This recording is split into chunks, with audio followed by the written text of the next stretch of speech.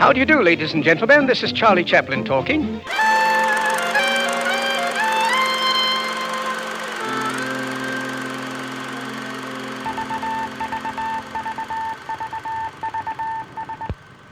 Well, welcome back to another episode of the Modern Times podcast. We're going to jump right into this here because we have a really, really interesting person on with us today, Jason ALLIN, who is a Chaplin impersonator, and he's traveled all over the world. How would you say our interview went with him? It was a lot of fun. He was very informative and had really interesting perspectives of Chaplin that opened my eyes. As far as our first interview goes, I loved it. I think it came off really well, and Jason's really passionate about the Tramp, and his stories are just phenomenal. Very natural flow of conversation, and it went on for a while. So some of the things when he was talking about how he likes to see himself up on the screen, and then he's able to study himself and then make corrections. It just reminded me that's how Charlie was. He would look at his film, and that's how he was able to correct his errors or whatever. When he was talking about when he was dressed in that Modern Times costume from the factory and going around and trying to gauge the audience's reaction, it kind of reminded me of, Charlie used to go into movie theaters and he would sit in the back, and that's what he did. He would study the audience, to try and make his performance better. There was a lot of insight. Yeah. Well, we hope you enjoyed this interview we had with Jason, and thanks for listening. For those of you that submitted audio clips regarding our last episode about the kid, this episode ran a little long, so we're going to push that into the next one. If you'd like to submit your audio clip, there's still time, so don't think that the door's been shut on that. But we hope you enjoy our interview with Jason ALLIN, the Chaplin guy, and feel free to leave comments and your own personal stories on the Facebook page. So here we go. Sure. All right, we have our very first guest ever on the Modern Times podcast. He was recently part of the Chaplin event in Niles, California, celebrating the 100th anniversary of the S&A films. And he's been all over the world promoting and doing the Chaplin act. We'd like to welcome Jason ALLIN to the show. Well, thank you very much. All right. Pleased to be here. I just kind of want to know, basically, how did you get into Chaplin initially? What inspired you to start doing the Tramp as a profession? Well, I'm an actor. I'm a professional actor here in Canada right now. I do television commercials and things like that. However, when I say that doesn't mean I'm actively doing it, because as an actor, you tend to be a little bit hungry for work.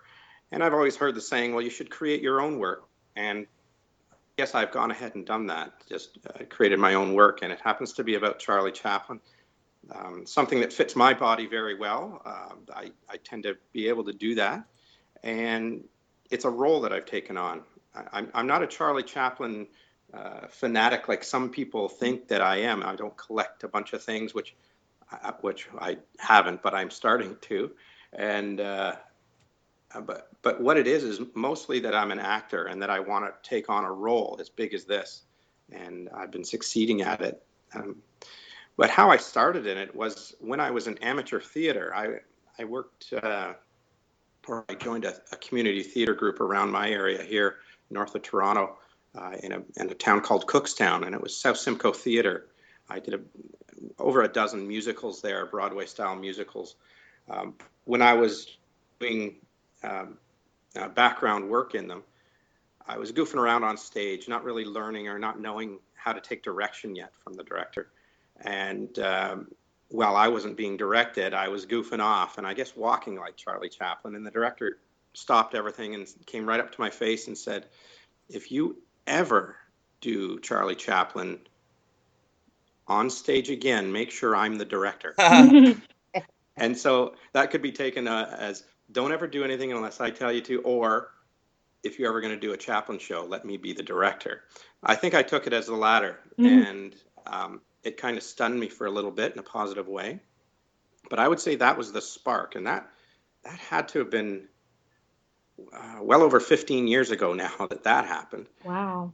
Yeah, and I'm 43 right now, so I've of course I dye my hair pitch black and perm it. I'm completely silver and straight haired. Charlie did the same thing, so don't feel bad. Yeah, I know. However, I Well, wish I he had those didn't natural curls. he didn't curl his hair. But he dyed it, yeah. Yeah, That's yeah. that's right. So I have Billy to keep West up there. curled his hair to impersonate Charlie Chaplin. Oh, there you go. Yeah. So that's the thing. And that kind of stayed in my mind. The don't do Chaplin unless I'm directing you on stage. It kind of stuck a little bit. And it came full circle. Years later, I was noticed doing my community theater work there by a professional theater company in a city called Barrie, Ontario here. And they approached me and asked me to be part of their professional theater company, but you needed to get credits to be part of the union and so on. So they turned me into one because they needed a union member. So I was kind of catapulted into professional theater after doing years of community theater, I would say. And I had not gone to school for acting or theater work of any kind. I actually went to school for architecture, but that's an entirely different story. And ended up doing shows there and Glass Menagerie and other musicals that were contemporary or a little more advanced than I was used to.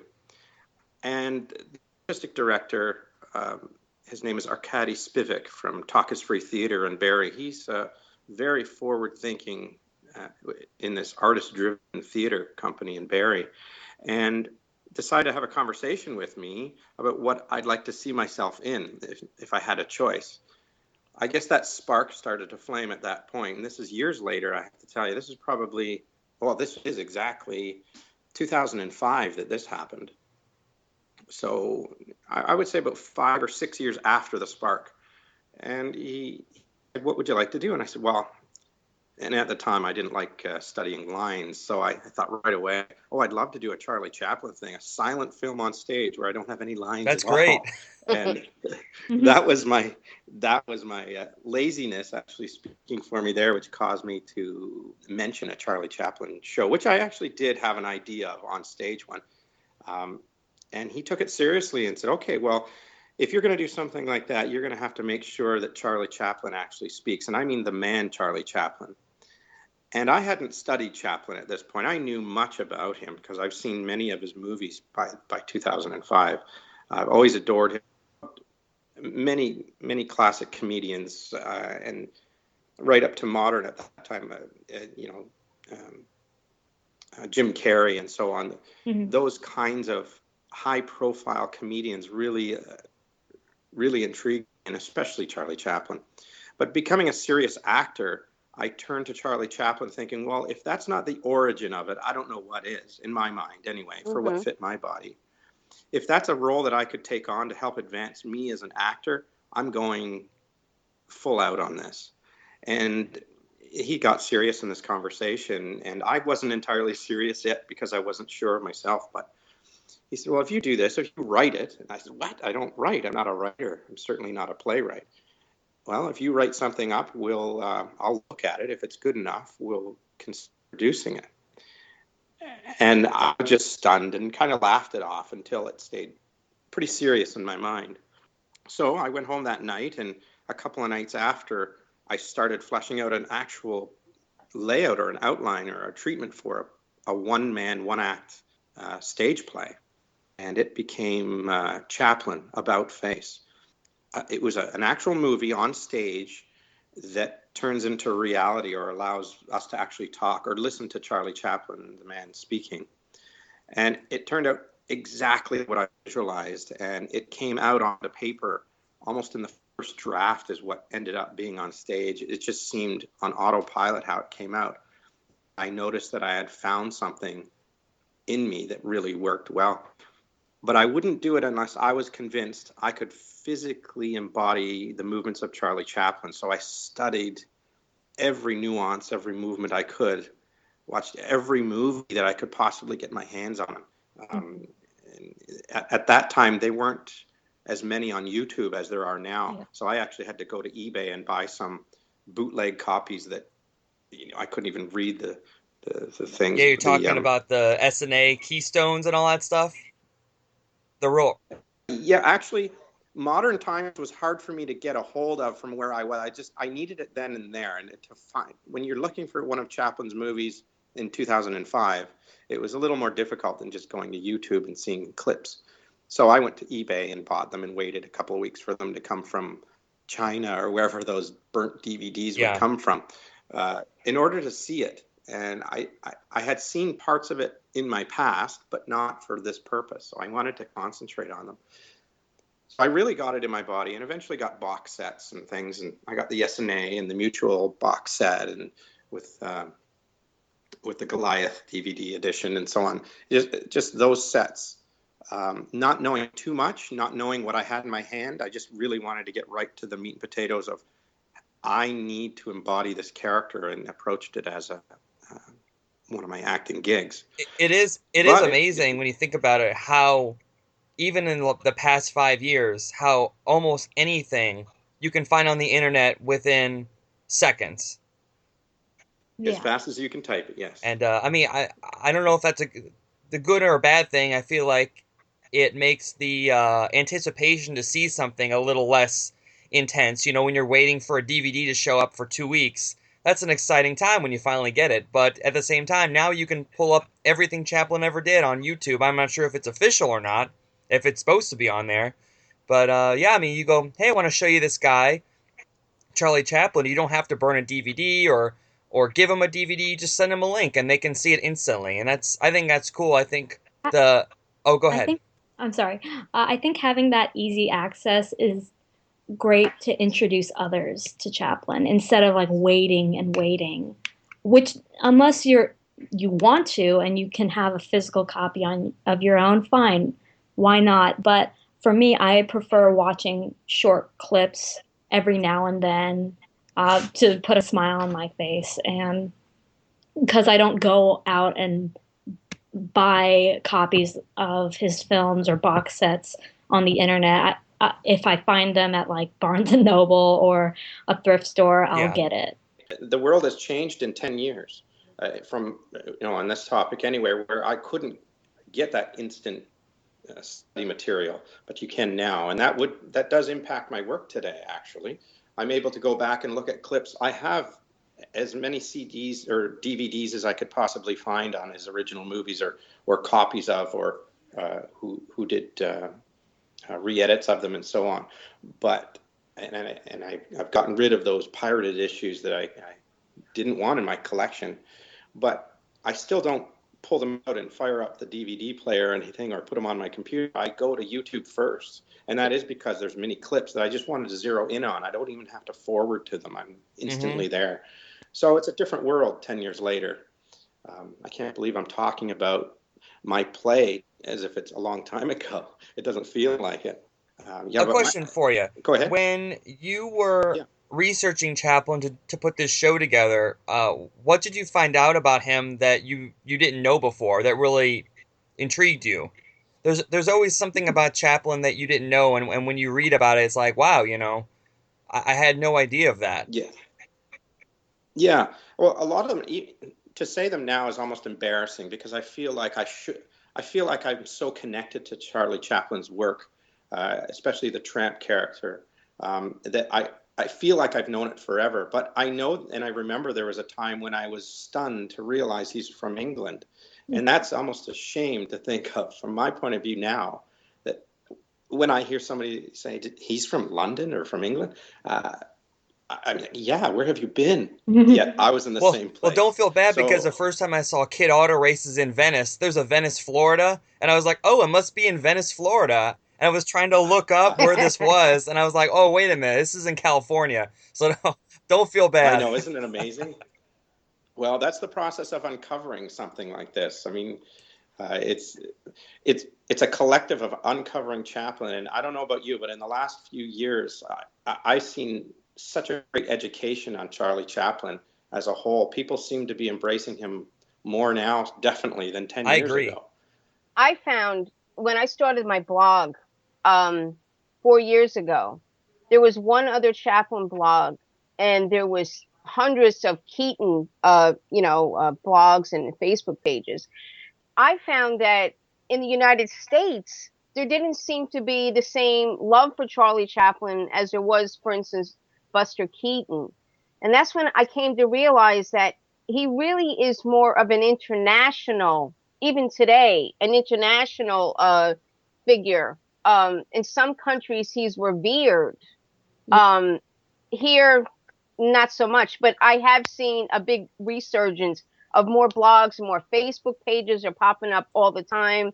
So it really is up, it's up to us, the fans, to kind of, get it out there. Yeah, keep his legacy alive in the States. Right. Yes. And having those, like, for instance, Facebook connections from all over the world really fuels the flame of keeping his spirit alive, whatever you want to call it. And I adore the Facebook community of Chaplin. Like, it's refreshing. Everyone is so positive and just want to share what they know, what they love about Chaplin. It's wonderful. It is. It's rich. It's very rich on Facebook. And now I'm very fortunate to go around the world and go into a foreign country like India, and you would not believe the energy that's given out toward the Charlie Chaplin image. It's unbelievable. Unbelievable. Yeah, go into that for a second. We want to hear about the places that you've been and kind of the reactions, because these are places that you necessarily wouldn't assume they know about Chaplin. But Lita Gray said it best in that little interview she did. She goes, Chaplin was more well known than Jesus, because there were places that knew of Chaplin that didn't know of Jesus Christ. So I think Chaplin said that first, and then Lita repeated it. Like, so John Lennon got in trouble for that line, but Chaplin didn't. He's like, wow. I'm known in places where Jesus isn't known. I think that was what it was.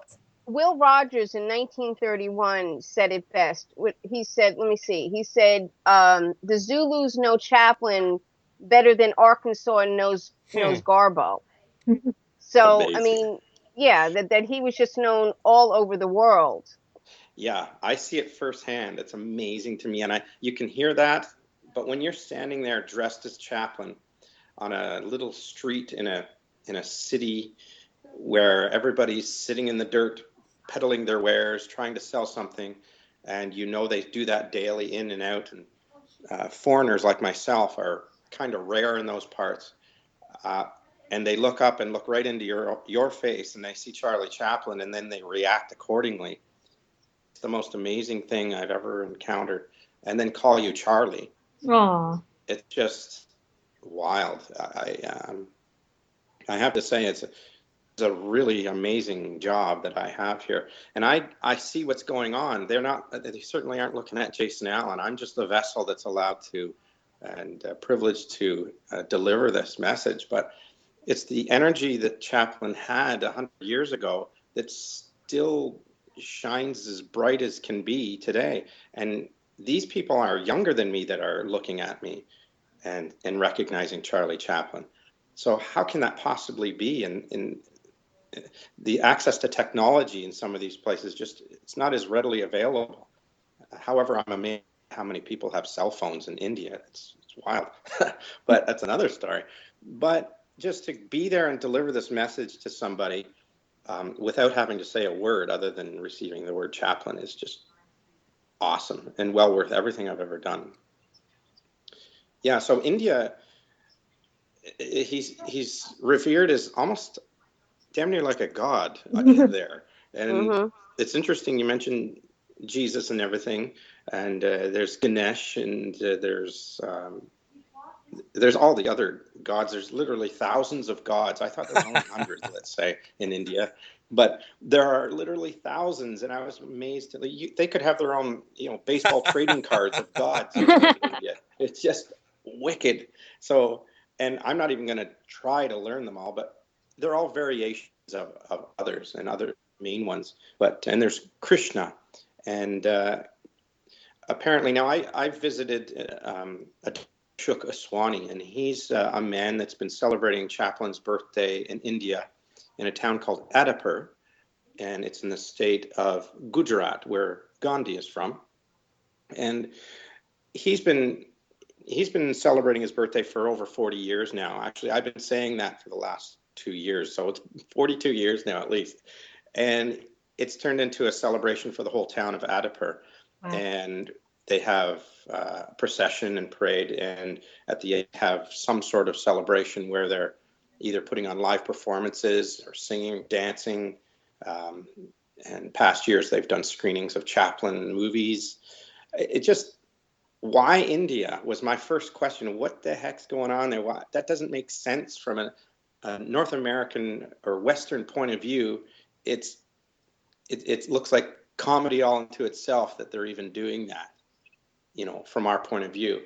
And coming off of what I'm coming from, working very hard to emulate Chaplin and try to be the best I can, which is, again, I find is a Western way to make myself look like him as much as possible.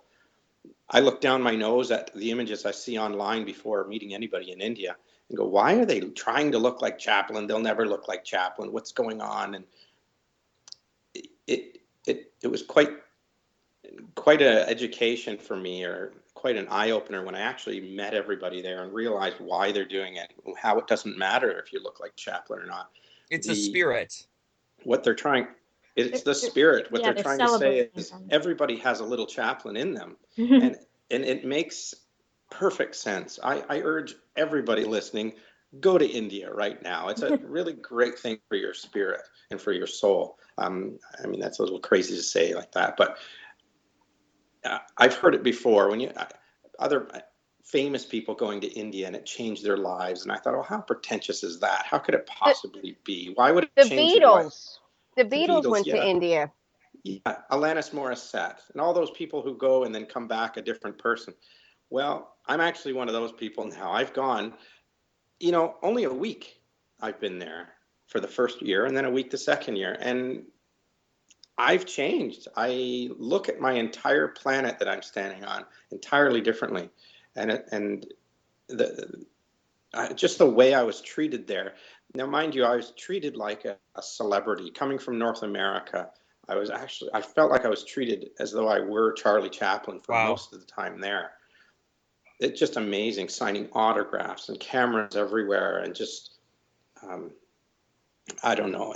And then I come back home and I have to change diapers and stuff like that. And so the nice reality of that is I got a really good view of how the world works according to looking at the other side of the planet. So they're looking at Western culture and seeing that we have this amazing idol who, Charlie Chaplin, who's worldwide really. And he didn't have to talk. And it wasn't really Charlie Chaplin the man. It's the tramp character specifically. Correct. And the tramp character is, I would have to say, the easiest thing to say is that he's the underdog. And when you've lived your life in generations, or you're standing at the top of generations of your families being living in the ditch, literally having a little tent-like thing set up in a ditch, and that's what you're used to waking up to every morning, and your parents did, and their parents did, and so on. The underdog is the underdog, and you know what that is. So when you see a guy like that trying to look like a gentleman, and everybody in India is dressed so well, they, fabrics and things, it's just everything that's priority there is very different than here. It's very, very materialistic in North America, and it's not entirely materialistic there, even though I'm talking about materials and fabrics and things, but it's more spiritual and people-oriented. At the same time, there's a major divide in classes. The same people that live in the ditches or the slums, right next to it is a house where they're middle class, but they have all the conveniences of everything. They have air conditioning and so on in the house. Well, it seems like in this country, it's in America at least, it's kind of heading towards that way. That's how a lot of people feel anyway. So, well, yeah, it's hard to say. That's a commentary on the politics and the growth of nations. Definitely something that Chaplin was commenting on even back when he was making films. So nothing's really changed. Oh yeah, imagine if he were still providing us with films today the same way as a 20-year-old somebody what would he be commenting on right now? Well, It would be amazing.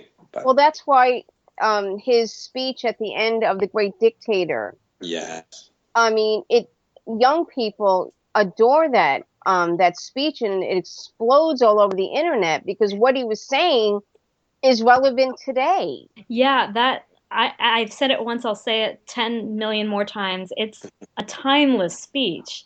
It can fit with the 1940s, it can fit with the 70s today.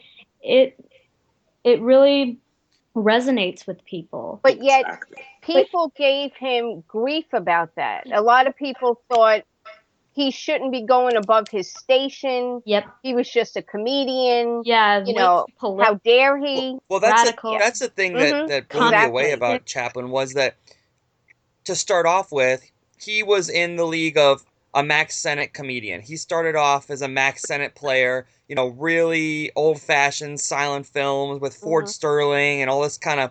I mean, I don't want to say it's fluff, but the Keystone films are kind of fluff. There's not really any substance there. They're kind of. Right.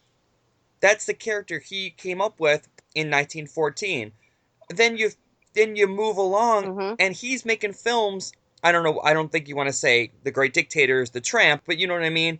He took that character he created Right. with Mm-hmm. Max Sennett, and now he's making political satire using that character. Can you imagine Ford Sterling in 1914, and then Ford Sterling using that character in the 30s and 40s to make political satire and speaking to the world as this worldwide icon? It just blows my mind that from where he started No. with that character, that evolved into this thing. It's now this timeless character that's ageless. Yeah, Yeah. absolutely. But the reaction to that speech in that era or that time is very appropriate. I mean, it's not appropriate because it doesn't support Chaplin necessarily in the time. It's appropriate in the way that in the age of the era, I would say, if that makes sense. Because he's a forerunner.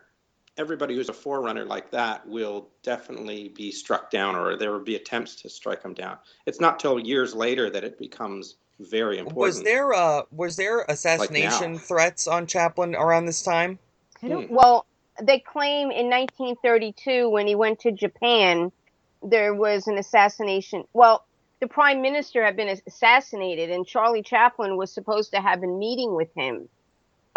So yeah, a lot of people think that Japan was going to try to Wow. assassinate Charlie Chaplin to get back at the United States, and Charlie had made a statement along the lines like they would have been really surprised to find Yeah. out I'm from England. You know what I'm Well, they saying? thought he was Wow. But Jewish too at one yeah, point, didn't you they? know, Yep.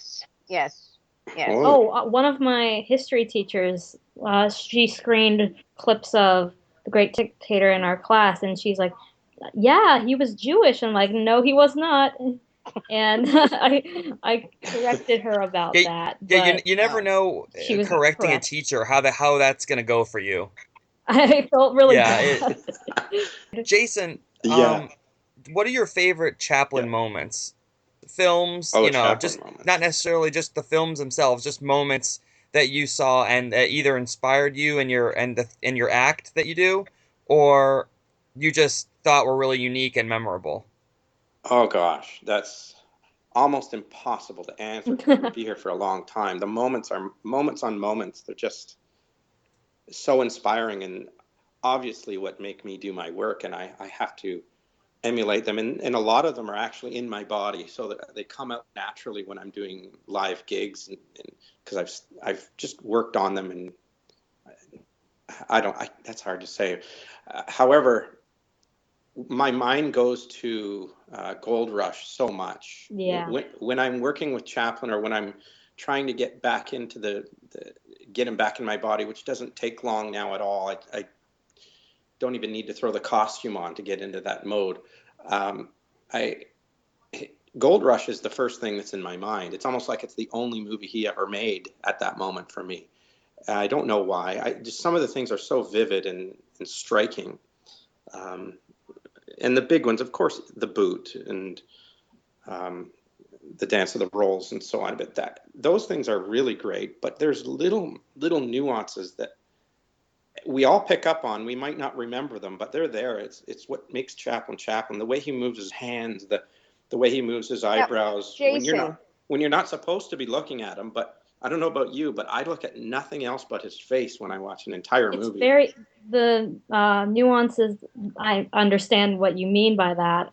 They're very distinct, and they stick out more than like a grand slapstick gesture that everyone will see. But those little things really stick out the most to me too. Oh yeah, they're so magnetic. Like you cannot look away, it seems.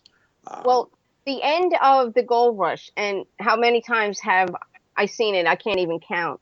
Yeah. And even though I know they're going to be rescued, I still find my heart starts pounding when he's, when the cabin is on the precipice and he's about to fall. And I'm like, it's amazing. I know how it's going to end, but it's still, I get that anxious feeling because like, yikes, it's close. Yes. Now, let me ask you, Jason, did you come to this on your own, or did you like read about it and then say, yeah, you know what, they're right regarding his hands? Like his hands are so much a part of who he is as his character. And a lot of people say, there was a lot of impersonators of the time. And I wonder if anybody ever said, you know what, look at the hands, look at the hands. That will give it away. Did you come to that, or you know what I'm saying? Did you discover that on your own, like how important that his hands were? I certainly did, and I discovered that in 2005 for myself when I watching him. You really got to watch closely, but when I'm trying to relate it to my own body, I'm watching on a different level too. I'm really trying to see if I fit the mold or not, and it certainly is a mold. If I know my hands are bigger than Chaplin's just by the way they move, and when I look at him on film, my hands against his hands, and the differences between myself, my performance and his performance just drive me nuts because my mind is working as though I'm emulating him 100%. But when I see it on film, it doesn't match what's going on in my mind. I'm playing footage of him while I'm performing, and it doesn't entirely match. And it's very difficult to get that. And I have to accept I'm just not Chaplin, and I don't want to be Chaplin. I really enjoy being me, but when I'm trying to, I want to wow myself with this. I want to say, wow, did that ever happen? I really made my hands in the same movement he would have moved in. I don't really want to rebuild the same scenes. Like I don't really want to do the boot eating thing. For me, it would look contrived. I mean, that doesn't mean I wouldn't do it. I would. That probably some reconstruction. You want to take the Chaplin personality and do your own, do some new things with it. Well, it's a formula that I've noticed that a Chaplin has, and it's only written for me in from my point of view. Any actor can say that he's got a formula and will work on those guidelines, but it's just a role. I'm trying to keep that in context. The tramp character is just a role that this fantastic actor named Charles Chaplin did. Even though he created it, he's much more. It's much more of a cerebral connection and symbiotic that Chaplin is the tramp and tramp is Chaplin. But as an actor, I can't accept it that way. I have to say, well, it's my chance to try and revive the character of the tramp and allow the people who own the tramp, which is everybody in the world, people that aren't even born today yet, still, this is our tramp. For example, let's compare it with James Bond, the character. How many people have played James Bond? Right. A dozen. Yeah, and we still see James Bond as a large arc right from the beginning to today. I hope we do. I mean, it's not exactly the same. It certainly isn't. Charlie Chaplin and the Tramp there's only one unit like that we've really got experience. Even though there's been many impersonators and people emulating or people taking on the role of the Tramp, there's nothing official that's happened. Even Robert Downey Jr., he's the latest official rendition of that. Now that's something I'm interested in asking you about. Who was the actor that played him on Broadway, Sarah? You've Rob seen the other McClure. impersonators, Downey Jr. and all of them. What are your takes on them? Have you seen things that you go, that's not what he would do, or that's just what he would do? Yeah, absolutely. I do. I'm very critical when it comes to who's emulating the tramp.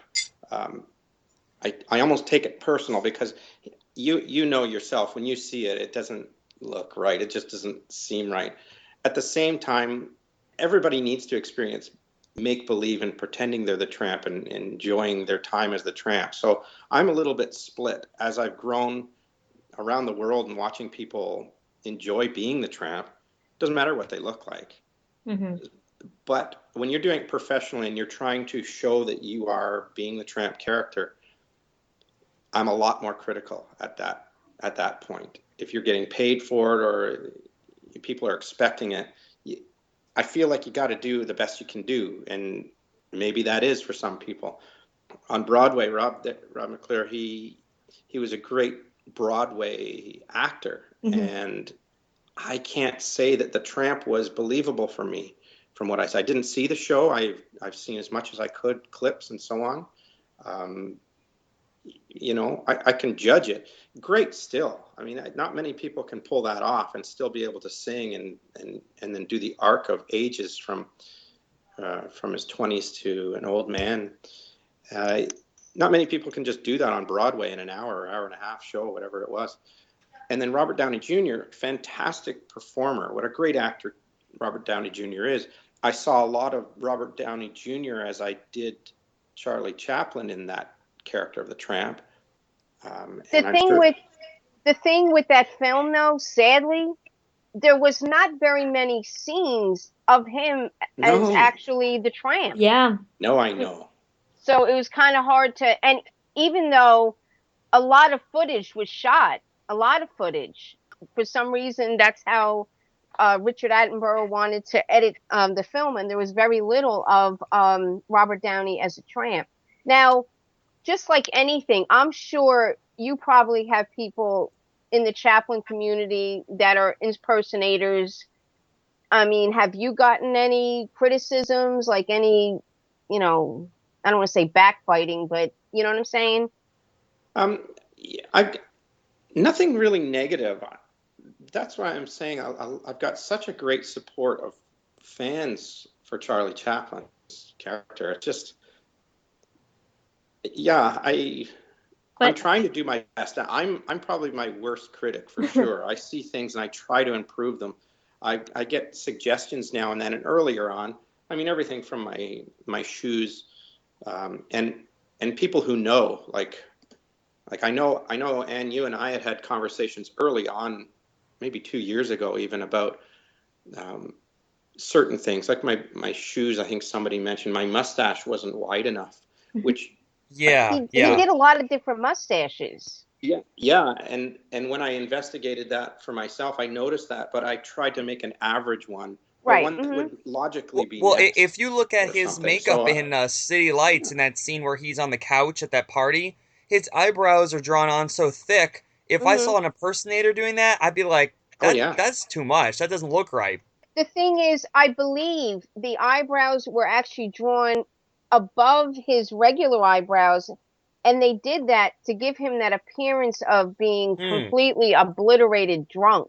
But it yeah, came I- off strange. In yeah, close It up came like off that, yeah, very it looked strange. weird.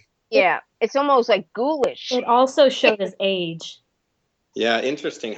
And then you look at another film, and it's entirely different. He's got it right on his eyebrows, or it's thin or very thick, or one's up, sort of curved, and the other is more straight. Or the mustache is like longer I below his wonder if there lip was ever a or conscious something Yeah, like effort by that. him to or make those changes, or it was just something he didn't even really think about too much. yeah, it's hard to say, and trying to He did keep his up with own the makeup ages. though. But when you put the Yeah, same makeup on day after day after day, there's going to be little variations. And I wonder if he thought, I'm going to make it a little larger. I'm going to make the mustache a little bigger. I'm going to make the eyebrows a little smaller this time. Or it was just when he's putting the makeup on, if it's just how it yeah, came out and he didn't really think that much about it. The hardcore fans, you could take a picture of just his mustache from certain eras, and they'd probably be able to tell you what film it's from with just seeing the mustache. Or the costume. Oh, definitely. Yeah, The the different, costume. the vest, the tie, the pants, Whether that he's kind wearing of thing. gloves or not. Jason, Right. Yeah. Yeah. how did you adapt your Yeah. costume? Do you do different versions, or did you pick a particular era and say, this is the costume I want to emulate? Yeah, well, that and also all that I could get, what I could find. My jacket is an antique I found on eBay. I found somebody selling that in England at the time.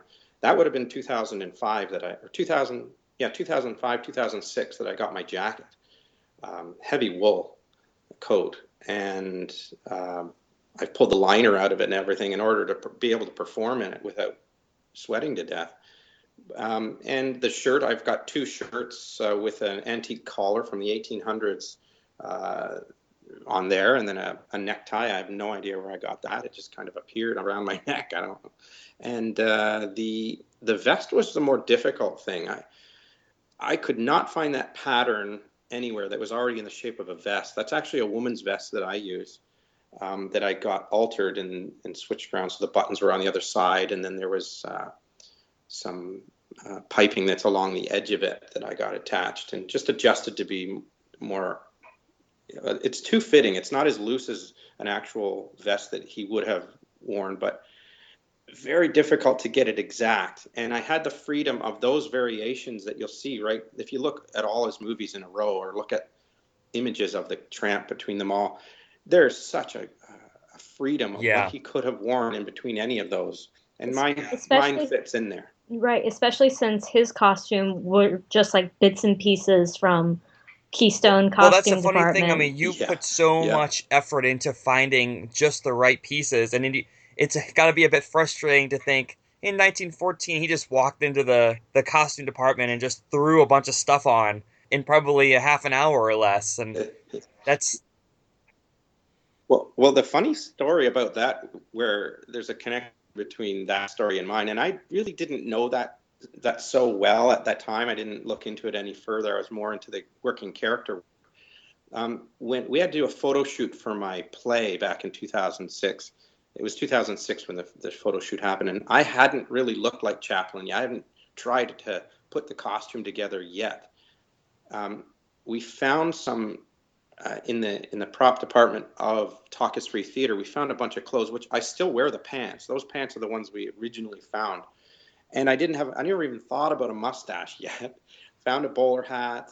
I didn't even dye my hair. It was still a little bit gray, but actually the necktie and the collar and the pants are still original from the theater.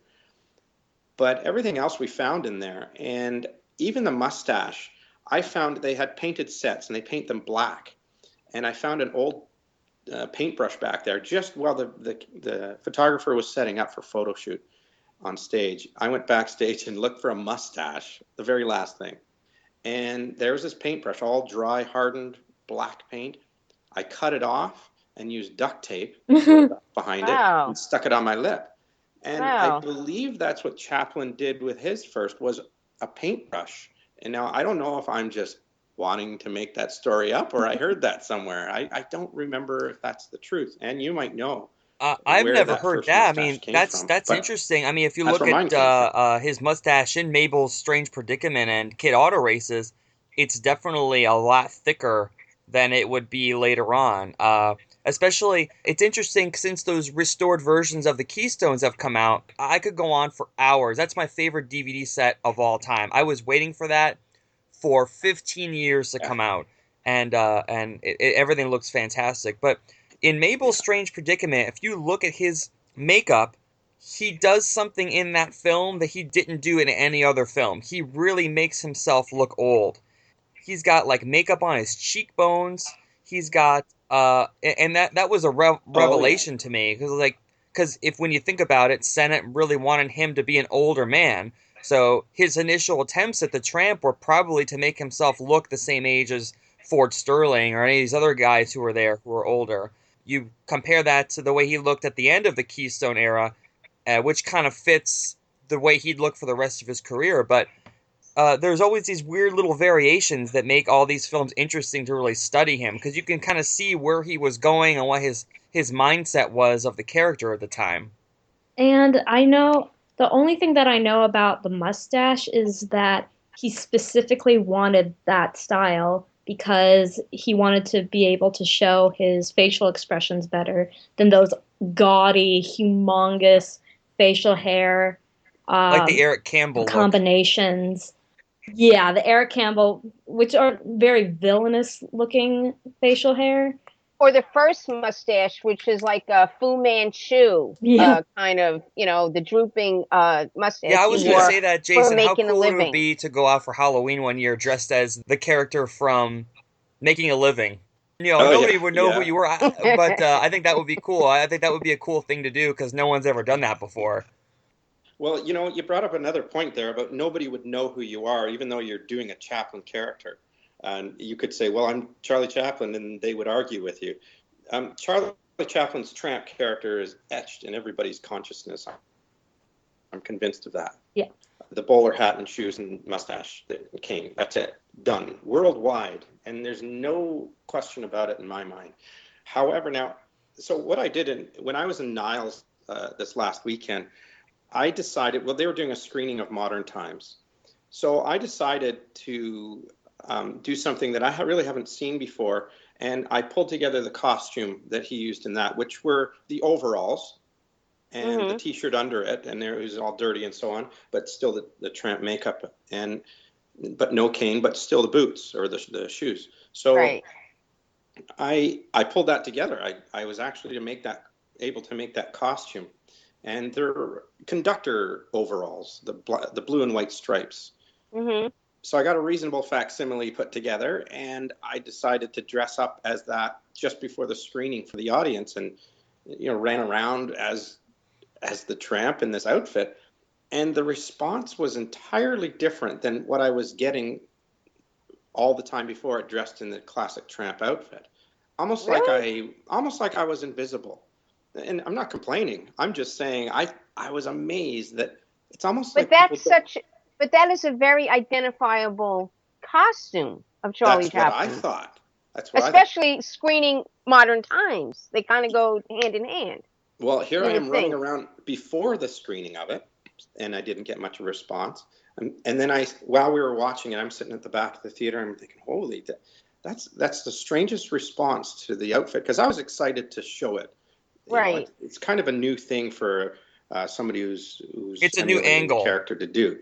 Oh yeah, something fresh. So afterward, I was standing there, and again, when people were leaving the theater, I'm used to, because it's a Chaplin weekend, and I'm working up my presence as the tramp for the purpose of this. I got a lot of people and a lot of attention for it, but I didn't in that outfit. I'll tell you.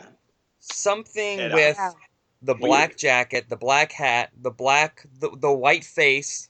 And the collar, it was a wide open. You could see his chest, sort of his neck, and so an entirely different imagery right there and then. If it's not the tramp, it's not the tramp. It didn't fit the imagery of what people have as the tramp's uniform. Regarding the Great Dictator, how do you feel about the Jewish barber? Yeah. Is he the tramp? Is he not? Yeah, he looks like he could be the tramp, and I think that rides on the same superficial overall worldwide consciousness of the tramp that we have in us, and we will believe it right away at face value. But when you really watch the movie, I can't say it is. No, I don't think it is the tramp. I think it's an evolution of the tramp, or it's a variation of the tramp. I think it's Charlie Chaplin. But the strange using thing is that he speaks very little. And he actually does pantomime a little bit, the Jewish barber. So it's kind of like, did Charlie want that to be the tramp and was keeping to the tramp by not having him talk? But the tramp wasn't docile like the Jewish barber was. The tramp had more fight in him, although, no, actually he did go up against a stormtrooper. I kind of look at that there goes as that theory. the tramp in The Cure. Is that the tramp? Yeah. I thought so. Yeah. Yeah, because he that's acts hard to like say. the tramp. He's more of a drunken tramp. Right. But he's a pain in the ass, and he's, just the usual, But Charlie claims that Modern Times Well, there are some was people goodbye to the that say tramp, that but the Yeah. Modern Yeah. Times doesn't even have the tramp because he does speak in it. There are some purists that say the tramp died with City Lights because in Modern Times he speaks, and they can't accept that. That's not the tramp. So, Oh, come I, on. He sings. That's what he does. yeah, and what? Jason, have you Yeah, I ever mean, tried to do the nonsense song live? I haven't, but it's certainly crossed my mind. In India, they do performances and things on stage after, and a lot of mime work. And I like to improvise my mime work and just go up on stage having no clue what I'm going to do next, and entertain myself as much as the audience. So, and all mime work, and I really like doing that as the tramp character for them. They seem to like it, but the Dr. Ashok Goswami, his grandson, he loves doing dance. He's a young guy now. He did the gibberish dance and song on stage in 2014, so not this year, but the last, and it was really good. So I got to see it be done in front of me, and he did a great job emulating it or mimicking it. Uh, I think I'd have to really practice, really work hard on that. I want to get it as close to possible to the same performance, but I'm Oh, not really that's right, of trying to course, do yeah. what Chaplin did. It's hard to do that because I almost feel like, who do I think I am taking that on? That's not my purpose, is to recreate or redo or anything that he's done. Some of it may come out. I may end up Now, doing see, that, and or now or the that's a really roles or classy something. way to But go about it too, because I know I've seen documentaries on a lot of tribute bands, and some of the people that are in these tribute bands, over time, they start thinking they are that person, and they walk around with this air around yeah, them, like they should be treated like that rock star that they're impersonating or that performer. And that's a really scary thing because some people can get so drawn into what they do that they start to believe it. I think that's a yeah. really difficult thing a lot of performers have, especially ones that emulate other people that are more famous, iconic characters. It's a certain kind of power that you have when you get all the attention in the room, or when you get it wherever you go. And if it's you got to understand why you're getting the attention. Is it really you, or is it because of somebody else's work that you are? And I know that it's somebody else's work. I'm getting the attention directly because I'm the guy that thought to Hmm. bring it to their attention at this point in this way. But I can see why a band would do that. You could only imagine that the fans of these bands must be pouring over them as much as they would the original band if they only had the chance. I mean, Yeah, you got to imagine I was at a Kiss some of the tribute band scenarios show going one through. time, and I was there with my friend too, and we were right up in front. And remember, this is a tribute band, so the Peter Chris Catman hmm guy comes out to sing the song Beth, which was the cornerstone of that show, and he hands my right. friend a drumstick, and she takes it, clearly handing it to her. This got to be middle-aged guy grabs the drumstick out of her hand and goes, and he spoke in like broken English. I don't know where he was from. He goes, "I have been a fan of this band hmm for 30 years. I deserve this." Not only did you rip something out Wow. of like See? a girl's hand that's probably, 19 years old, but it's not even the real guy. The suspension of disbelief sometimes is scary that people start believing all this stuff. That's the Now, fantasy for sure. now, what's strange is, my blog over on Tumblr, it's a young crowd over there. Actually, for the longest time, I didn't want to reveal my age because, like I'm old enough to be most of their mothers. But anyway, there's a lot of them that really like Charlie Chaplin. Yeah. And to the point, like they think he's the tramp character. They think he's hot. Some of them post like really, suggestive things, and it's just like strange that wasn't a real. I mean, it's the character. This was not an actual real person, but Yeah. it's just weird to. I mean, Charlie Chaplin, the man himself, was very attractive. and he had women like all over the place. But it's just, strange that, you have this tramp character. And, I'm thinking when you were telling that story, I'm thinking, oh my God, can you imagine like you're performing and there's like a girl in the audience that has, slipped from reality and she thinks it's really It's Charlie easy to do, Chaplin. yeah. Yeah. You know, One drink too many. yeah. Well, I've got my own experiences with that too. It's craziness. Yeah. Look at the charisma of Charlie Chaplin, and then look at the uber charisma of the tramp. Yes. Oh, Now, yes. He was, yeah. yeah, the charisma is what does it, and the carefreedness, I guess you can say, of that person. Everybody is drawn to it, and I do my best to emulate that character. When I walk into a room or a bar, for that matter, Mm-hmm. dressed as the tramp, things happen, and Yeah. you know, people who you add a little alcohol to the recipe, and that's it. Yeah. You're gonna get propositions and things that you don't And normally get. the thing about his films, I mean, 100 years ago, they're not to the point of a lot of other countries, but even in the United States, there was a class thing. Yeah. And the tramp, you would see him flirting with these women that were upper class and really dignified. The thing is, though, they would be repulsed, but at the same time intrigued by him. Yeah. He's being crude, but it's like you said, that Charming. charisma. Yeah. And it's just, that is so much Well, a part of the tramp that just, one makes of you my just like, oh, he's so amazing.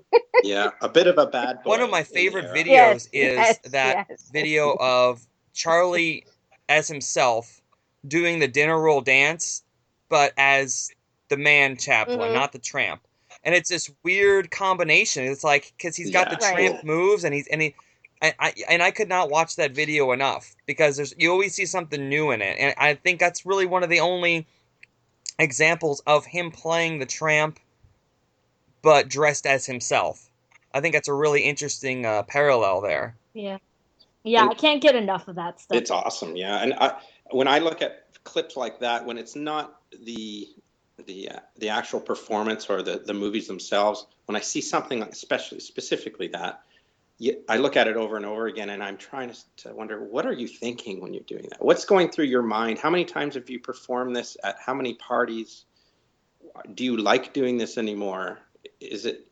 Are you happy doing it? Are you doing this going, man, this made me a lot of money? What's going through your mind?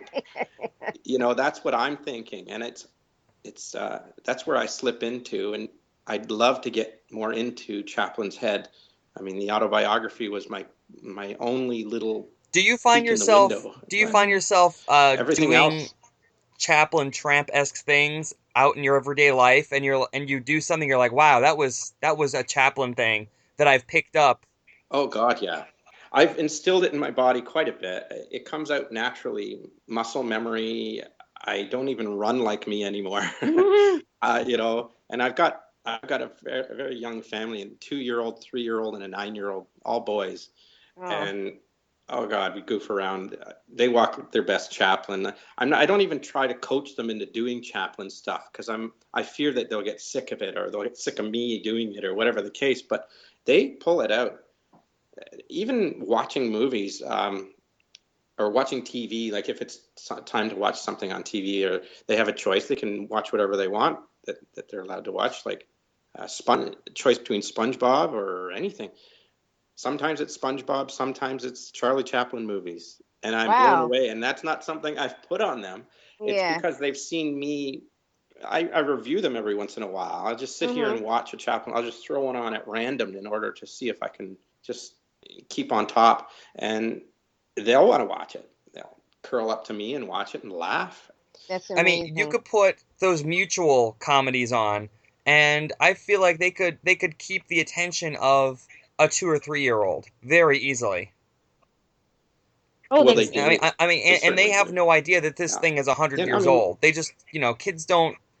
A 2 or 3-year-old doesn't look at a black and white and think this is 100 years old. They just think of it as a different thing, and that's a testament to Chaplin's yeah. legacy that it's timeless. Because when Chaplin was doing his movies at the time he was making them, they were calling him old-fashioned. Chaplin was old-fashioned in the teens, in the 20s. Yes. Yeah. But really, is that the case? Because a lot of the films from the 20s you look at now, you can barely watch them because they're so outdated. Yeah. Well, and it's like watching a cartoon for a kid too, just because nobody acts like that really, other Mhm. than people on cartoons or characters on cartoons. And see, that's it. Charlie was very cartoonish. So Yes. when he was being so-called violent, you didn't feel the pain because it's so over the top that this is not a reality. Yeah. Although, Yeah. for Permission to instance, laugh rather than be sorry right. for him.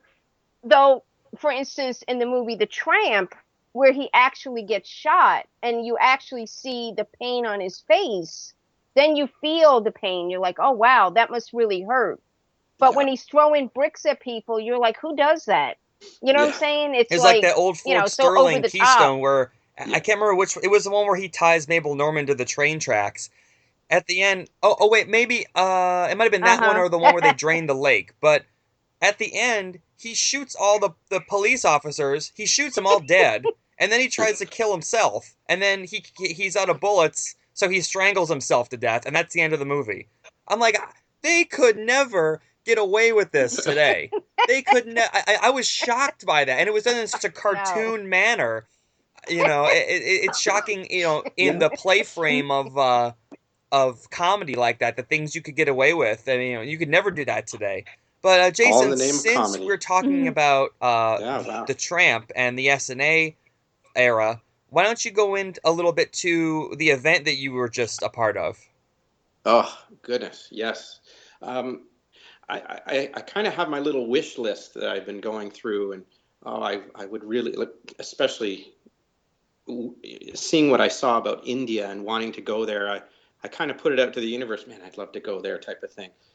Well, before all that, there was the Niles SNA Silent Film Museum in Niles, Fremont, California, and I saw that. I went to the website, did whatever, look at whatever I could look at, any videos of their Chaplin lookalike days, and thought, damn it, I need to be a part of that someday, somehow. I don't know how, but someday I will. And that's in the last 2 years I've been doing that. Well, don't I just suddenly get a message here on Facebook uh, from Rena, who is part of the museum. It blew my mind and invited me down. And yeah, I don't know. It's kind of surreal because that is one place that I wanted to visit, and I've never been to California before. And for them to just send me a plane ticket to come on down and be their invited guest for this, I don't know. I can't say enough about it, how fantastic that was. And if that wasn't enough, then just to be there, the people in that town are spectacularly nice. It's such a great place to be. I don't know what I thought California was going to be like, but I don't know if this is a sample of the rest of California. This is such a nice place. Um, not that the rest of California There are isn't, good and bad but this parts. place really, sure, of everywhere. And same with India. I know I keep bringing up India, but it's weird how I've been to two places on either side of the world that are so. Chaplin is so important, and I was invited to both of them to go and take part and experience and do what I can do to help out with that atmosphere. Well, and Niles is doesn't seem like it's going to grow any bigger. So because they have mountains on one or major hills on one side and a train track, and on the other side of the town they have a ravine or sort of a creek that you can't really change. So it can't expand too fast, and it hasn't for a long time. So it's got this feel to it that's unlike most towns in the world. And the people know it that live there. And then it's got this hallowed ground, which is where Chaplin was. And that's the SNA studios. Um, Getting right off the plane in San Francisco and taking on a tour of San Francisco to all the little Chaplin spots here and there, and just blew my mind. Jitley elopement, windmill, and other little nuggets. I couldn't even breathe after that, it felt like. And then I arrive in Niles and then taken on a whirlwind tour of. How much of the Um, studio is original? The studio's actually entirely gone. Oh. Yeah, there were two studios, one in Cincinnati. Chicago. Sorry. Yeah, in Chicago. And that one, I believe the whole facility's still there. The building's still there Yeah, anyway. it's there. The one that's in Niles is completely gone. And in its place is their fire station, fire department, beautiful building. But they really commemorate the history by having things in the sidewalk showing that this is a historical site and so on. So that's good. The big thing is that the Edison Theater, which is the Niles S&A Silent Film Museum, they've pulled out the history and pulled it forward, so we actually know a lot more because of it just in the last few years about what's, I guess, in the last 10 years or so that they've been doing the work. David Keane, who is the historian there, who took me on the tours, and his wife Rena. If it wasn't for them and his sleuthing of all this, they just wouldn't have all that history to talk about. Or they'd have it, they just wouldn't know about it. And it hasn't been known for so long till David got a hold of it all. S&A pretty much was gone within a few years of Charlie leaving. Oh, yeah. It didn't last very long after that. That's right. They bankrupt after that when he moved along. Now, the thing is, and they mention it there at the museum, that Chaplin really didn't like Niles very much. It was too out in the middle of nowhere. He spent most of his time in San Francisco partying, apparently, because there just wasn't a lot going on. There were rumors that there's a baseball diamond right beside the studio, and he'd walk under the bleachers and pinch the girls' butts. But that's a story. But also too, G.M. Anderson was also making films in Niles, and the studio was just not big enough to accommodate, both of them. But of course, you're right. Charlie didn't like Niles. But that also played into him going down to Los Angeles because G.M. Anderson was, a big star with S&A. You've posted a lot of pictures from the event, and they all look great. The famous shot of the tramp walking down the dirt road at the end of... That was a great shot. Oh, God, yes. Oh, I still don't believe that happened to me. The organizers, David and Rena, very interested in making sure that I get my fill of the history of the ground that Chaplin walked on there and how it influenced the area. I mean, all the buildings around the studio itself, I have to mention that, around the studio, like Anderson's, where he, in his autobiography, Chaplin's autobiography, where he met Anderson and wasn't impressed with the surroundings or wasn't impressed with the place. I actually got to see that house, and somebody lives in it right now, and just all the other actors that were in it. But then to take me to the very spot where the Tramp was filmed, the famous, opening of the Tramp, the beginning of the Tramp in a little bit, where he's arriving in the two cars almost hitting him and so on. And then later it's the end scene where he's walking away. We went to that spot, and it's so much more busy. Of course, it's widened, twice as wide as it was, but it's in a canyon, and it's the Niles Canyon, and there's a train that goes alongside of it, train track, and which it was a train ride that I won, a steam train ride that I went on as the Tramp. There were 400 people or so on this steam train on the weekend that I was entertaining as well, while going beside the same spot that the Tramp scenes were filmed. Crazy, I know. But before that, we were able to go out. We drove out in a van to that spot. We had spotters making sure we weren't going to get hit by cars coming either way, because it does come around a bend on both sides. And I got out there, and we got maybe 10 seconds worth of me doing as much as I could, walking in a similar fashion. I don't know if we were exactly the same spot. It was really hard because the growth of the trees, everything's totally altered. But they say that's the spot. So what we have is on Facebook, Tony Susnick is somebody you might recognize his name. He's the one that filmed it. He's going to be putting together something where it transitions from, or does a morph sort of from the original Chaplin footage into the footage of me standing in the same location and walking. So That'd be awesome. I'm excited to see that. And to think I was able to do that, I feel very, very privileged and just humbled by the whole thing. The whole weekend's blown my mind. I don't know what I've done to Can you give deserve us a that little rundown opportunity, of but I the got it. weekend? I And mean, obviously the SNA movies are shown. Do they give you a tour of outside yeah, of that Road from the Tramp? Is there anything else from that era that's still there that they took you to? well, there's other buildings that are there. There's a hotel that's now a tea room. They say that Chaplin might have stayed there, but nobody really knows because he really didn't want to stay there. He could have stayed in any number of houses there that are still standing that were around the back end of the studios. Um, but there's also a house that I don't know. I'm not sure if this is. I'm a little That's mixed because I okay. got so much history thrown at me. But there's houses right there. There's some images of Chaplin standing right in front of the theater, just down a little bit from the theater, and the fence that he's kind of leaning against, and it is actually there still. And you can stand there and get your picture taken just the same. There's a building that's been moved there and in the same spot from the era.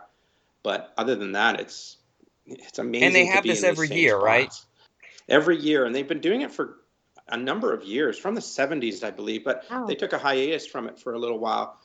It turned into something a little different. They started having like Elvis impersonators and hula dancers and bed bed races down the street and stuff like that, where it kind of went off the track a little bit on that, and then it stopped for a bit, and then um, Rena and David kind of resurrected it, and now it's much more accurate, much more fitting, and yeah, it's a really important thing, I think, for people to see. If you're a Chaplin fan and a historian, for sure, get to know David and let him explain a lot about it, and just be at these spots. Like Yeah. there's only one SNA Studios there.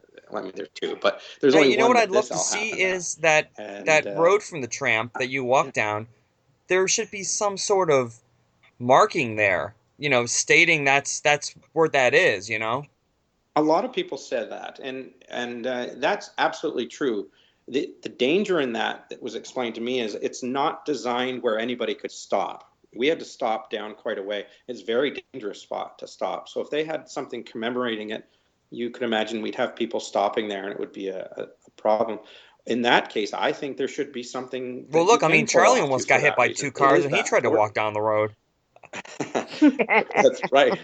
Yeah, and we have evidence of that footage, don't we? Yeah, it's a really dangerous spot, and they really should put something off to it. Uh, However, I would imagine that the roads or the ministry would have something to say about that, because there's a lot of environment that would be impacted by putting any more development in that canyon.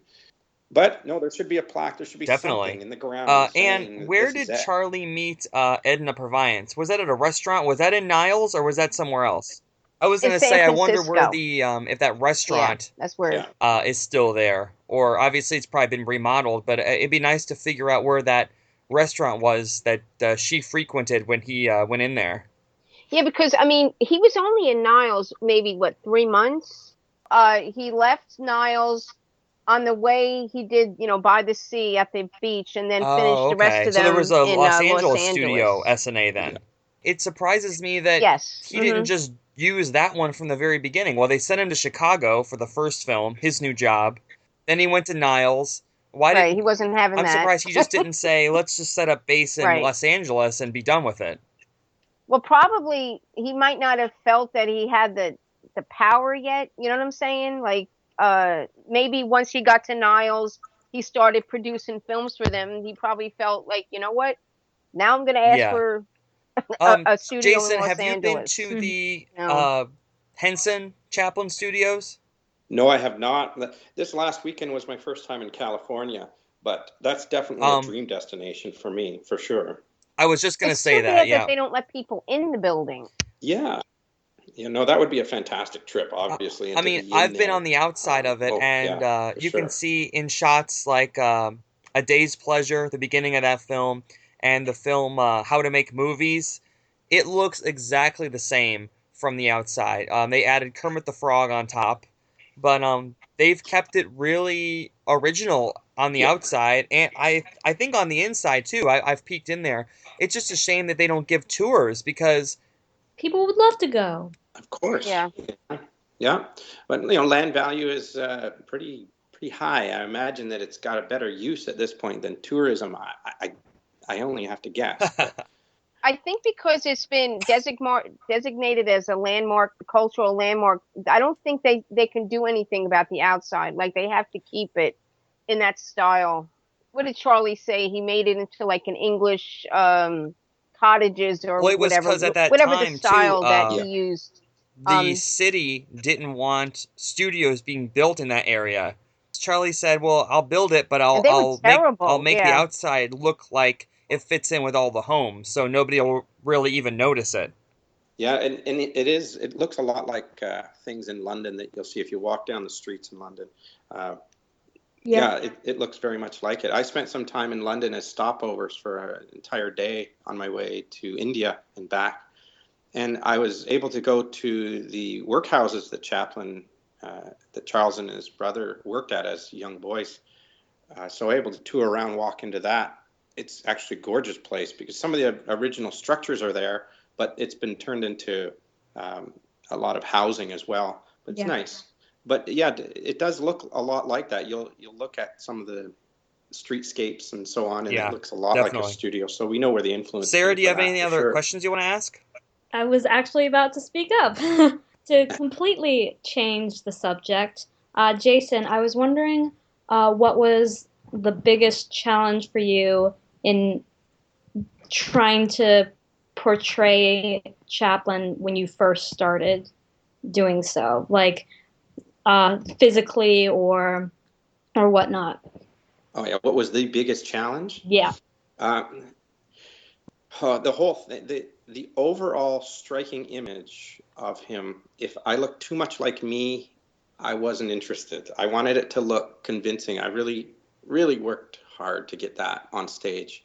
I have some footage of that on YouTube, of my actual play, Chaplin About Face. If you typed in Chaplin About Face, I'm sure that would come up in YouTube. But I needed to be convincing. I knew even then that it was in everybody's mind of what they need to see. So I knew that I had to lead with that. They had to see the tramp character instead of Charlie Chaplin.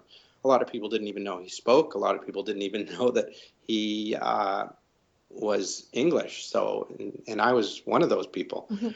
So in a play, that's what you lead with, what people know. And so I gave them the tramp. So if it wasn't the tramp, then I shouldn't do it. I have no business doing it. That's how I felt at the time.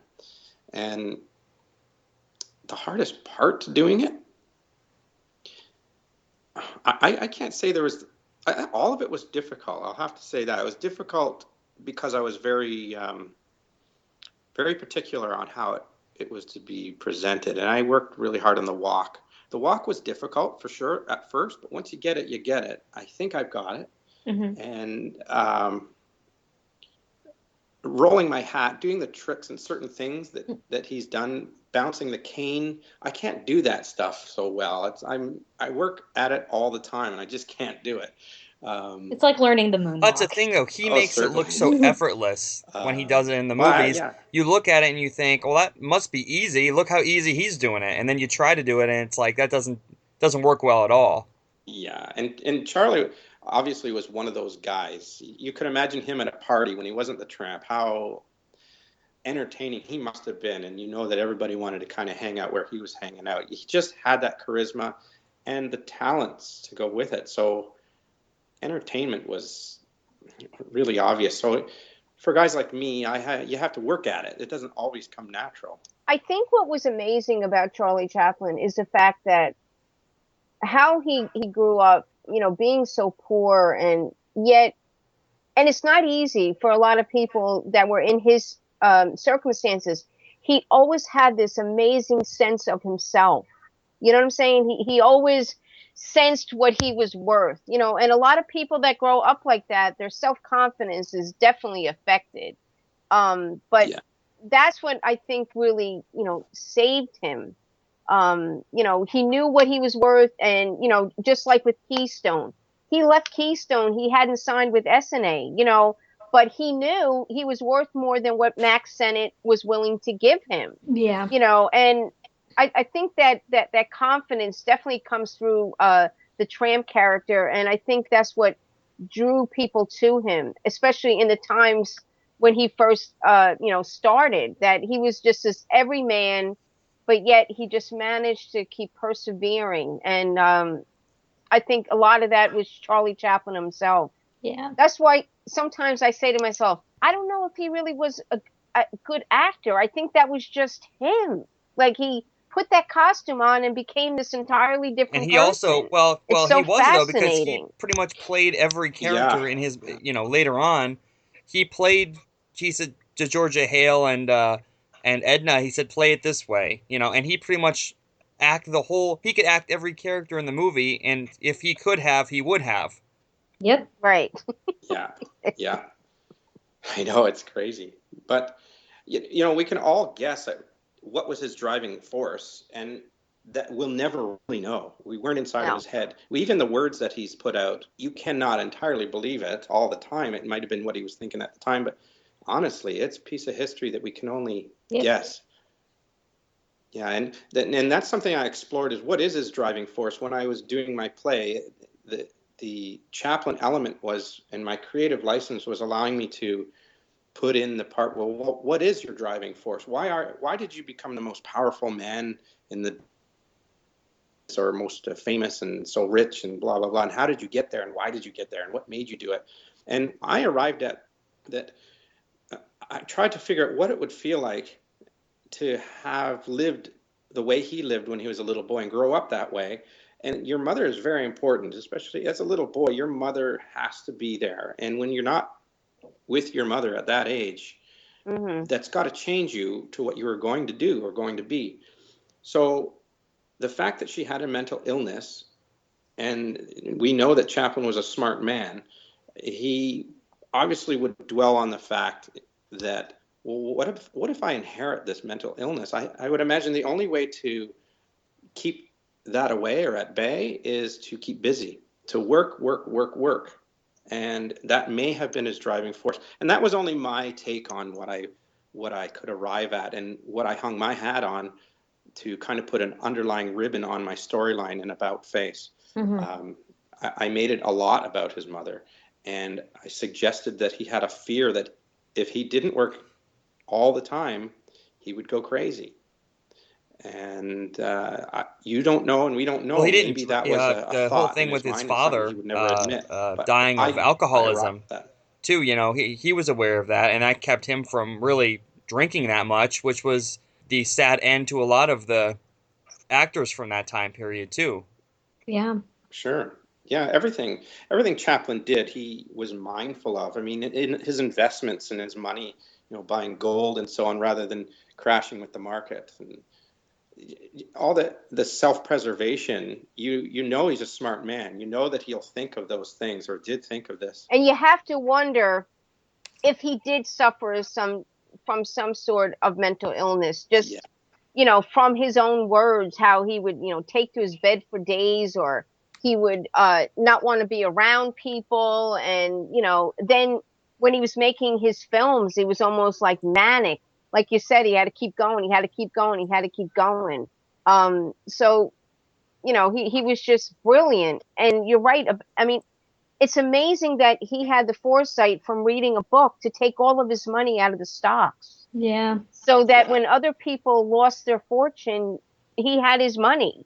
And he never felt the need to just, especially later on in the films, to just be a comedian. He said, well, if I'm going to make another movie, I have to have a reason. I have to use that as a vessel to inspire people or help people or bring people, make people aware of things.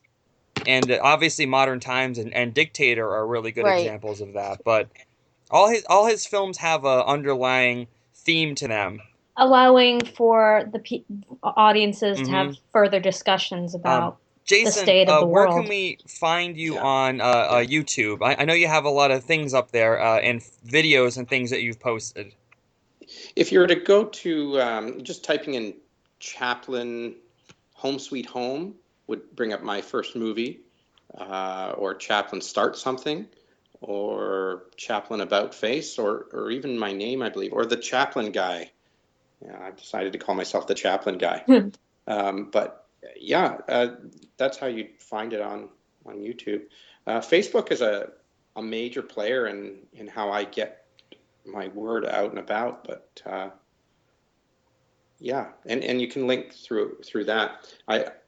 Some things don't make it onto YouTube, like my Michael Jackson little dance there. I did a movie called Start Something, which is an 11-minute film that I filmed here in Canada and then in India, parts of it, and they decided to mix in Michael Jackson and Gandhi all in the same. So I mean, why not? Eh?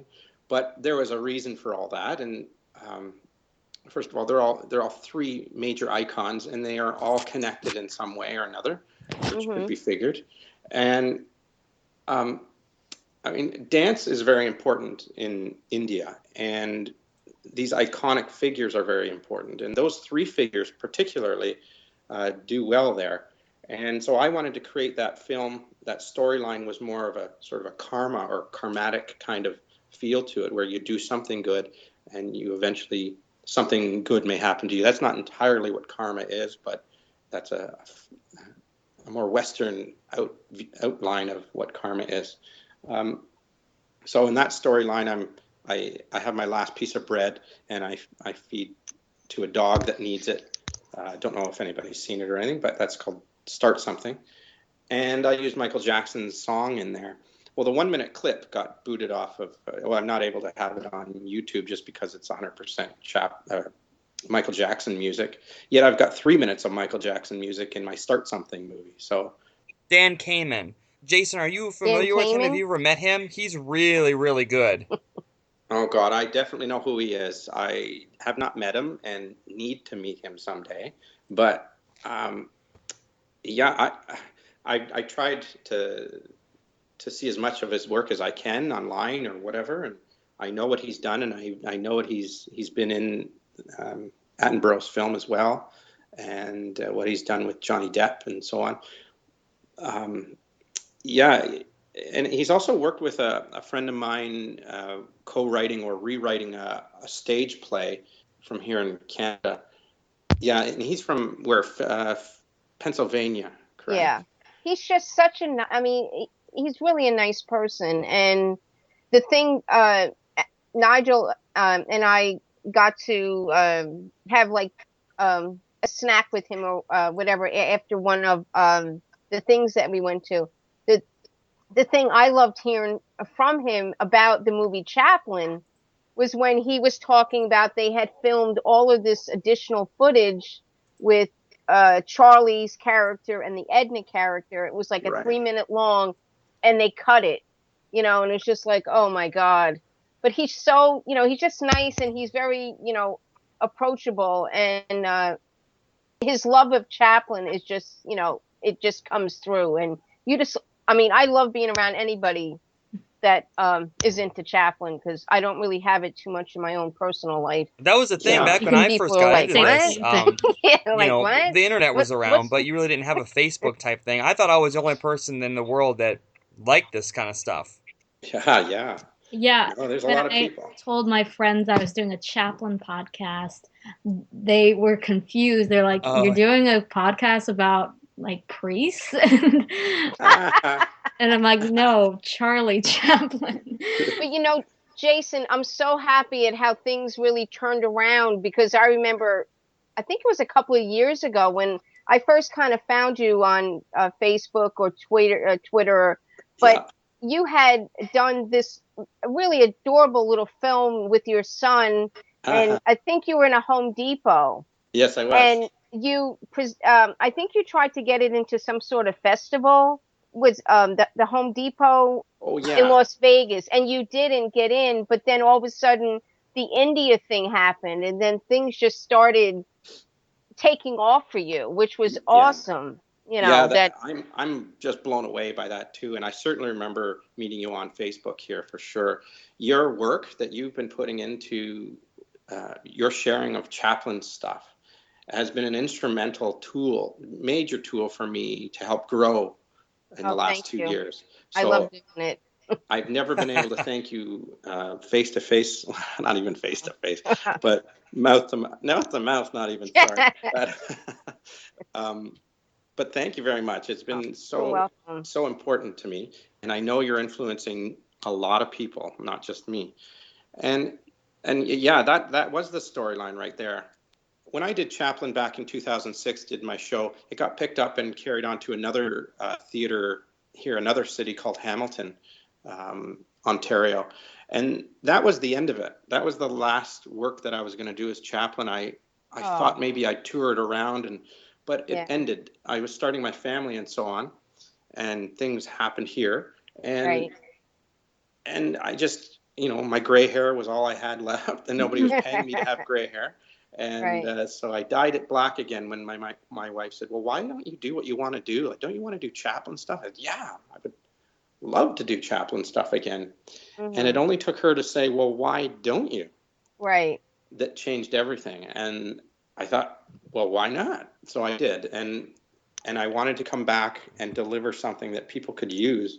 I don't know. I wanted to do something for people. If they enjoy it, they can view it. I figured Chaplin's gone now. He's not here. He can't continue any more work, but I can, Right. on his behalf, the best I can. I know some people might think, um, well, who do I think I am? Maybe you're not Chaplin. Well, I know that, and I'm just doing all that I can in order to But keep him everything alive. we're doing is keeping him going. Sitting in a Exactly. room and not doing anything but complaining, Yeah. criticizing other people is not going to keep him going. You know Yeah, what I'm saying? It, yeah. it yeah. And I haven't gotten any criticism from anybody on that line, along those lines. They're out there. I'm sure people that don't understand might wonder, well, why are you wasting your time? I'm not wasting my time. I'll tell you, I've never done anything more important as far as Mhm. a career line in my life. This is all I do now, 100%. Right. Well, not 100%. I work in a place for. I'm an autism Oh, I'm sure support worker I'm as well, sure so I work they at a love the Wow. company Chaplin that does thing then. that. Yeah, well, I don't get a chance to do that as much. It's overnight shifts that I do right now in order to stay open for daytime of doing Mhm. my Chaplin work right now. But that's what my wife does as well. She works through the day, and but I've done it years ago. So and comedy and that kind of relating to people really goes a long way. It penetrates barriers like that. It Mhm. can penetrate autism and Yeah. other mental illnesses that separate people, and Mhm. and also borders and languages. It removes all of that, and I'm learning all that firsthand and loving it. So yeah, and that's what I did for the first time. In order to kind of leap right into this full speed, my mind went into, well, I'd love to see Chaplin movies continued. There's only one form of Chaplin movies. You really can't alter it too much. So I was thinking along the lines of being way more purist and keeping things as authentic as possible, but still using modern cameras and a Mac to do all the editing work on. And that would just be a dream to use film in the cameras that he used back in the day. Yeah. Someday I will do that, especially after meeting who Mm-hmm. I met in California. That's the place to go to get that done. Definitely. Mhm. So someday I will be making a film on the original stock with an original Wow. camera and hopefully in original locations or same locations. Well, that'd be So that's just the fantastic. dream. It only takes Something that money, you right? said earlier that intrigued That's me not the was biggest problem. how you Yeah. people go through life sometimes doing what they think they're supposed to be doing.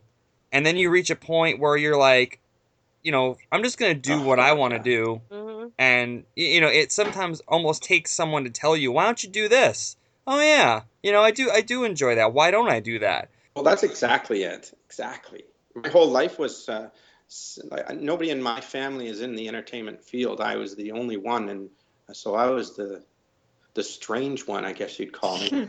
And but yeah, so why am I not going to school for something else or do something that's more real? In other words, not knocking my family. I never got that kind of thing. They were always supportive of whatever I did, but from where they're from, it's work or have a career of another kind. So I went to school for architecture. So that was my path. I went in that direction, and then eventually into computers and web design, and I still own my own computer company here in Barrie. I don't work at it at all. I have partners and people working at it, and but I need to leave that kind of world in order to do what I'm doing and want to do. It makes me much more happy. I actually Mm-hmm. hate computers, and I want to do this, and the world is See, if responding you like, know, and yeah, if you you're on do the right things that you're track. passionate about, So I'm even taking it, if and everybody isn't familiar with it, they can become interested in it because the person that's talking about it or performing it is coming from such a passionate place. You can't fake that. And I feel like, yeah, regardless of Yeah. the subject, if People somebody's encourage passionate passion. about discussing it, that makes you interested in it just because they're so passionate about it. People love to learn about things they don't know anything about. yeah, So, and people like to see people with passion, yep. regardless of what it is. And when those people get together, some great things can happen. And I've only heard that before. Now I'm living that kind of life, and I'm amazed that it's true. The things that are happening, it's amazing to me. I'm getting things, people with ideas for movies, concepts, things that I've thought only all by myself in a room, thinking maybe somebody someday will like what I'm doing. Now I'm getting people contributing to it and wanting to do the same thing, or help me out, or inviting me to places. Like I've got things on the horizon here, like Dubai has been knocking on my door. Wow. Eat. Yeah, Caribbean stuff like that. That I'm like, wow. And originally, I had my eye on Las Vegas, like you had mentioned there, and Mm-hmm. Las Vegas was a competition, like an American Idol type of, uh, or America's Got Talent type of situation. So what I did just to get some money in here and not work in computers was do something I didn't normally do. I just took up a job in retail at a Home Depot for a year. I worked there, and this is just before doing all this. This is while getting into this Chaplin stuff again, and just to change my perspective on things. I like doing that and getting out of being an entrepreneur and doing business, and just punch a clock and get it done. And met some fantastic, amazing people that I worked with in that year at Home Depot. Well, they had a competition where you just show your talent and put it on YouTube, or do something, and then the winners will be invited to come down to Las Vegas, to Mandalay Bay Arena, which was a huge performance venue. Like Britney Spears and all the big bands, or all major acts were there. Mm-hmm. And you actually get all expenses paid, and you get to perform in front of everyone.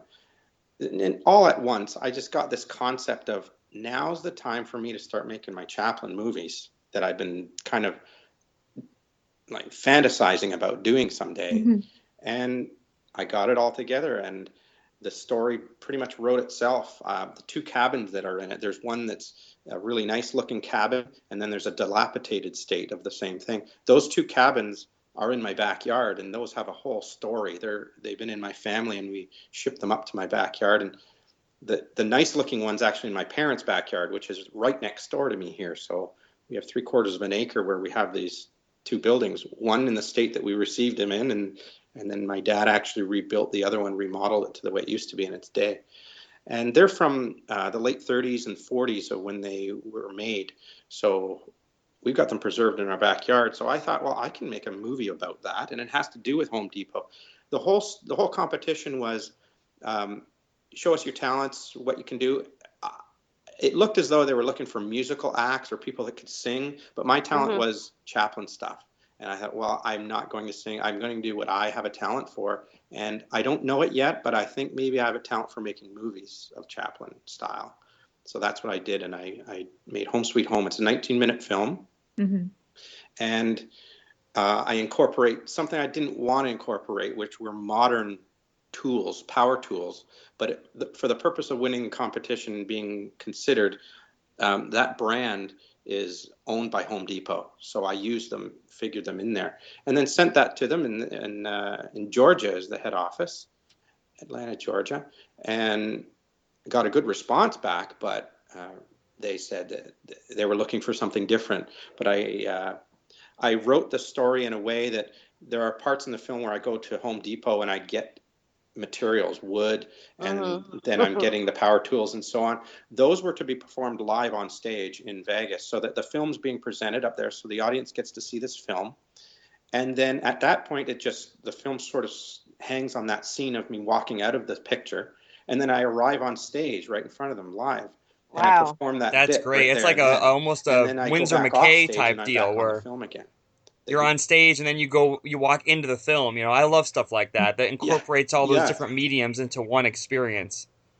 Exactly, and that's how I created that film, and I figured I was onto something with that, and thought they'd really appreciate that kind of performance. Just fly me to Vegas, I'll do it. It didn't work in my favor, but in my favor worked that I learned that I can do this, and that more importantly, I want to do this more. And the same theater that in 2005 and 6 wanted me to write my play about face asked if I could do that same performance that I was going to do in Vegas, but do it for the International Comedy Festival up here in Barrie, which was their second year running. And they had some very prominent comedians performing at this festival, but they wanted to do a nod to an older time and also a local boy like myself. So I got to perform that actual performance where I had my film on the big screen with a live audience. Is that nervous at all to you when you see yourself on the big screen? A lot of people, like Johnny Depp, says how, I don't know if this is 100% true, but he said how he's never seen any of his films because he can't stand to watch himself on the big screen. Wow. Well, I don't know. Maybe not. But not me. I have to watch them because I need to improve it always, and it has to be done right. And I look at it very objectively, trying to get that work done. And I do improve it as I go along and try and keep it as cerebral as possible by doing that, using it as review. But I'll tell you, seeing it on my monitor or seeing it on my TV or anything, but seeing it on a massive screen behind me while I'm standing backstage in a dark theater looking up at my bright screen with a film that I created is an unbelievable experience. And I knew that I was on a journey for something very exciting. And then to come out on stage with the lights come up and in front of my film and then do exactly what I designed to do, and then go back off stage and continue to watch the film. And then get applause and standing ovation and kudos and so on. Really, well, it's like that thing. It's like the thing you thought about forever and ever and ever, and kept kind of talking yourself out of, and you're thinking nobody's going to care about that if I do that. Then one day the stars align and you do it, and then you get all this admiration for it, and you're like, why didn't I start doing this a long time ago? Oh yeah, no, my thought on taking leaps of faith now, which all those are very strong. I got a very strong sense of taking a leap of faith because you do things like this and you get that kind of feedback, and then you start knowing that, man, what was I thinking when I talked myself out of it that last time for doing this or doing that? So anything I've done since has all been with a smaller filter. Mm-hmm. And I'm trying to work on non-filtered as much as possible. And that's where my Start Something came from, and my Chaplin Chaplin Michael Jackson dancing thing, which, you know, it's almost sacrilegious to some people to put Michael Jackson and Charlie Chaplin together, but this is modern days, and I cannot ignore the last 100 years. Right. I don't think Chaplin would have, and he certainly didn't in his era, and I'm trying not to ignore the last 100 years in my era as well. And so that's my excuse. And Michael Jackson revered Charlie Chaplin. Yep. Exactly. To the point, there is a picture that was taken the day that Michael Jackson passed away. There was a picture taken of his bedroom, and there's a Charlie Chaplin book on the dresser. Wow. The book by Stephen Weissman, Chaplin of Life. Well, but still, it's and you know, like you said about Chaplin evolving over time. If he had stayed in that same Keystone S&A period, like so many of his contemporaries did, we wouldn't be talking about him today. It was his ability to adapt to, you know, no pun intended here, the modern times, and to keep fresh and to stay fresh. And I think what you do, incorporating Chaplin into things with Michael Jackson and all this stuff, keeps his legacy alive, and it keeps him fresh for a modern day audience to appreciate. Yeah, and I believe that's part of the formula of Chaplin, but it's in this era. Mm-hmm. So it's in this context, not that context anymore. Now, So that's the way I'm carrying on, and it makes me very happy to have that opportunity to find a better path, more narrowed path for my own work. Yeah. now, is anybody from like the Chaplin family or any of them aware of what you're doing? Yes, my film was Home Sweet Home was screened in New York City just after in Manhattan just after I released it in 2014. I hope I get this right. There's a film school there, New York Film Institute, I believe. I don't know, film and television. Totally trying to figure that one out. Anyway, one of the students contacted me there and wanted to use my film, and we did a Skype interview, and they were making a little documentary on Chaplin fans around the world and so on. So they screened my film with it at a major screening that they had for their stuff. And one of Chaplin's granddaughters, and I couldn't tell you who it was there. So I know for a fact one saw my film. I have to be sure that many more have seen it. I get tracking information on my website and the where in the world my films are viewed, at least. A lot of it's in Paris, a lot of France, and Brazil, of all places. Like Brazil is massive. Oh, I've mentioned that on my Facebook page. Brazil, they love Charlie Chaplin. Yeah, I mean, I'm sure I'll find myself there someday. Yeah, for sure. they love him. Yeah. But as far as the family goes, I know one has, and I'm sure others had to have by now. I've been pushing it. And I've come so close to meeting some Chaplin family. I'm going to India this last year. They were trying to get one of, is it Jamie, I believe, or one of the grandsons. He's a performer. Oh, James. James, that's it. Yes, yes. They were talking to James. One of the organizers was trying to get him to be one of the honored guests alongside me as well. So that would have been really interesting. Wow. I think it's just a matter of time before that happens, before I meet or work with one of them. Everything seems to. I can't believe the connections I've made. It's not hard to do in this internet age. Crazy. Yep. Not at all. I attribute all of it to 99% Facebook. It's crazy. I was on Facebook for years, and then I got off it. I completely disabled my account at the time, and my wife and I stayed off it because it was getting stupid, in my opinion. I thought, this is ridiculous. And now I don't use it that same way anymore. I used it. I got right back on and thought, well, I'm just gonna change my focus, and it's all Chaplin all the time for me, and it's to help my persona as that kind of performer, and it's worked very well for me. I don't have the urge to, say how I'm feeling or anything like that, or I'm having a bad hair day. We've talked for 2 hours almost, and that's unbelievable. When we do these shows, we'll get on here, and it won't feel like it's hardly any time at all, and we'll look up at the clock, and it's been 2 hours. No, this is fantastic. I appreciate you having this show. This is great. No, that really makes me happy to hear. I so not to get too deep into it, but I really got into this podcast thing when I take long drives and stuff. I got an iPod and my phone, and I started listening to these shows. I got a Beatles podcast and a Kiss podcast and all this stuff, and I was thinking, what things do I love that they don't really have a show for? And the first thing that popped in my head was I don't think there's a Chaplin show.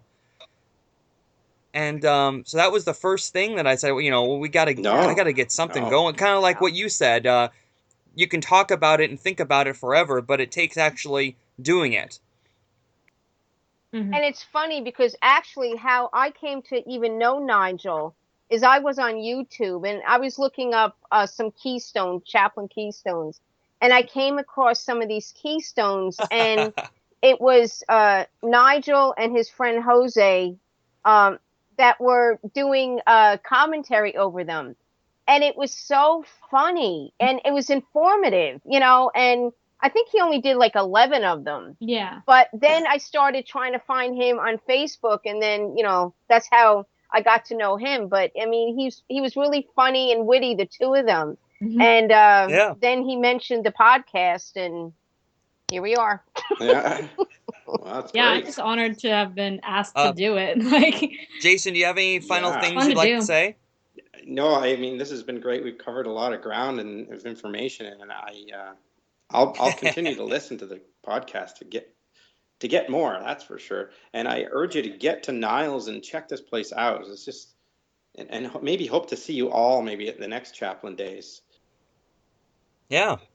All right. Well, Jason, thanks so No, much. that's And great. Well, I'll meet you anybody that there. wants to check out Jason's work, we'll post some of it on our Modern Times Facebook page.